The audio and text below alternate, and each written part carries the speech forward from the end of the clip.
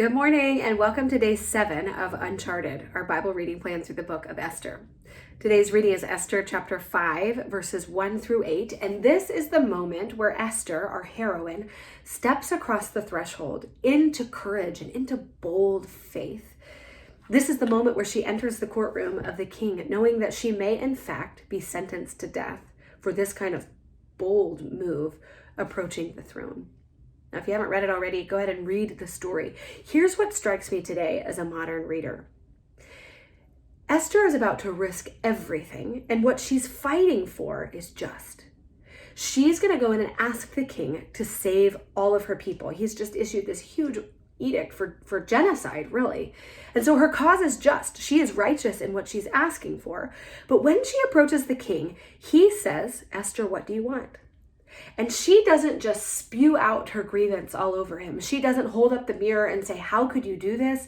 This is wrong. Look at all the bad things you're doing, wicked king." Esther is much more discerning and cunning than that. So she has a banquet. And what do we know about this king in the first 4 chapters? Well, we know that he loves to party. Banquets are his thing. The whole book opens with 180 days of parties. So she's learning to speak his language to woo him in. She holds the banquet with the king and Haman, who we've already met. And then again, he says, "What is it you want?" He's drinking wine. He's already a little bit intoxicated, maybe a little buzzed, likely to say yes to what she asks for.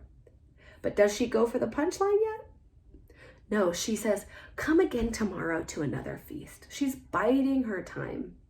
Now, today we might think that that's cowardly or sheepish and she should just be much more bold. But she has another banquet, and that's what we'll check out that happens tomorrow. But here's what I'm struck by today as a modern reader. Our culture today is drenched in outrage. Everybody's outraged about something. And by the way, there's a lot to be angry about. But we splash our cause all over social media, or we fight about it, or we separate into our little tribes and we talk bad about the other tribe. But what does Esther do? With courage and wisdom, Esther approaches the person in power, the person who has the ability to reverse the whole course of this decision.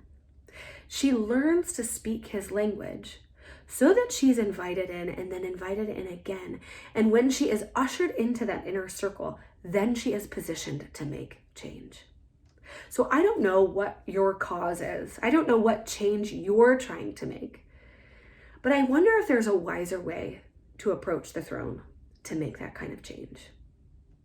It's easy to be mad about things, and it is easy to traffic in outrage. It is much harder to make a difference. So what's the difference you're trying to make?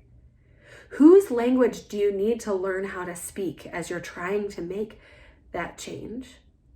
And how do you learn to be, as Jesus would say, wise as a serpent, but innocent as a dove? Wise as a serpent. That's really a striking image for me. This is what Esther's doing here. She is slithering her way into the inner sanctum to make a difference and ultimately to save a whole race of people. So think about it. What difference do you want to make? And how are you making it? Are you being wise and crafty and bold? This is not about cowardice or quietness. This is about bold strategy, trusting that God is moving behind it all.